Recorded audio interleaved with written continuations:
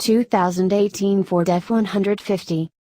More new engine and transmission choices behind a bolder face.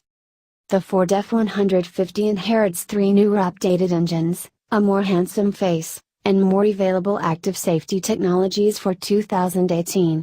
The aluminum-bodied, steel-frame F-150 was our choice as the top pickup among our 2017 10 best trucks and SUVs, and the 2018 model improves on that strong base. Just half of the truck's more horizontal headlight and grille design live the most significant changes. Starting at the bottom of the lineup, Ford has downsized the F-150's base, naturally aspirated V6 from 3.5 to 3.3 liters by reducing the bore. The stroke stays the same. The engine now features port and direct fuel injection, a much higher compression ratio of 12:1, up from 10.8 to 1, and reduced internal friction. Peak horsepower jumps by 8 to 290, albeit 250 revolutions per minute later at 6,500 revolutions per minute, just shy of redline, and torque increases 12 pounds-foot to 265 and peaks 250 revolutions per minute sooner than last year at a still high 4,000 revolutions per minute. The 3.3-liter is standard on the XL and XLT but is unavailable otherwise. Behind the wheel. Incremental though they are, Ford's powertrain updates are welcome.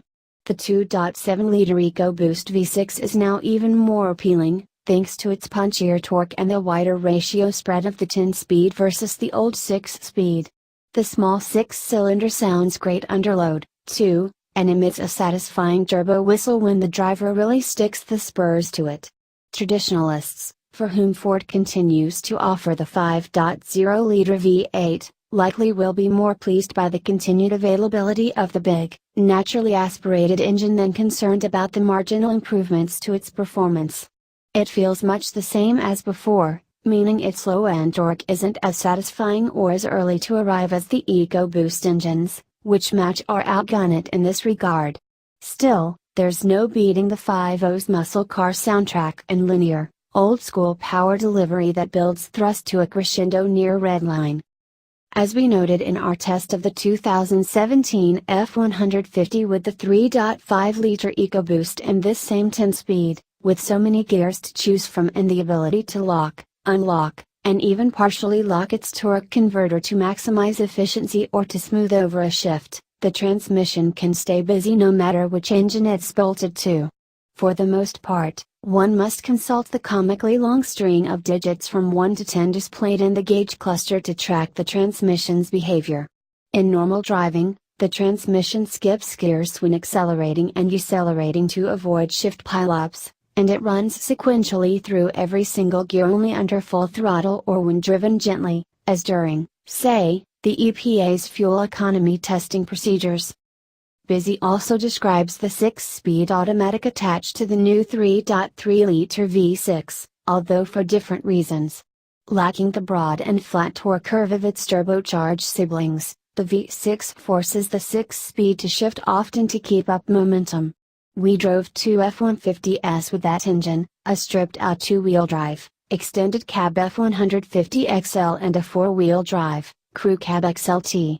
Both felt slow, a condition exacerbated when we loaded the crew cab's bed with a 1,200-pound bundle of horse feed.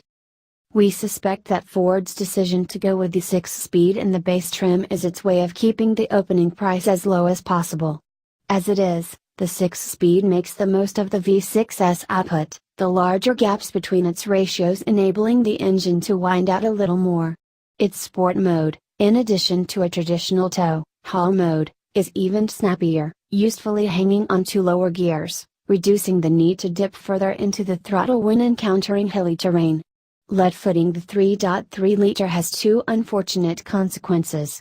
First, at higher RPM there's a shrillness to the V6's sound, it is also where the fuel injection switches from port to direct.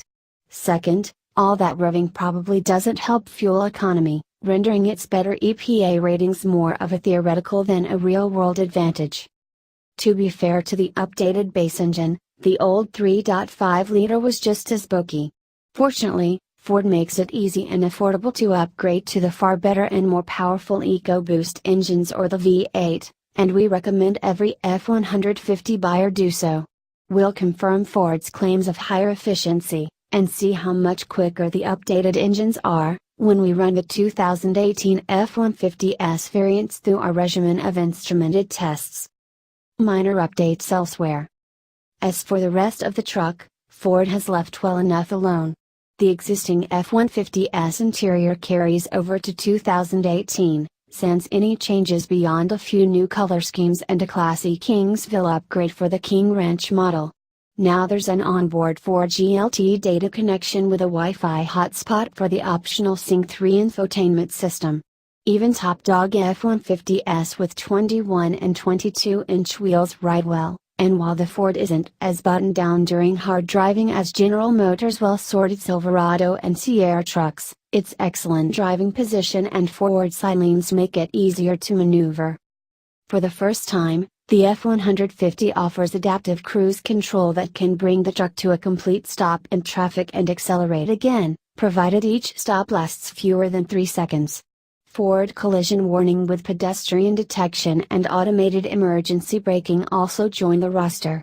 No upgraded full-size pickup worth its salt hits the scene without enhanced capability, an embarrassment the F-150 avoids with a beefier rear axle on the most towing-focused variants that raises its maximum gross combined weight rating, GCWR, to 18,400 pounds. Maximum towing capacity grows to 13,200 pounds, up by 1,000 pounds, while the highest payload an F-150 can carry remains 3,270 pounds. We'll soon see whether the 2018 F-150 can repeat as a 10 Best Trucks and SUVs winner, too, when it gathers for our competition this fall, but everything we see here indicates it's still a satisfying truck.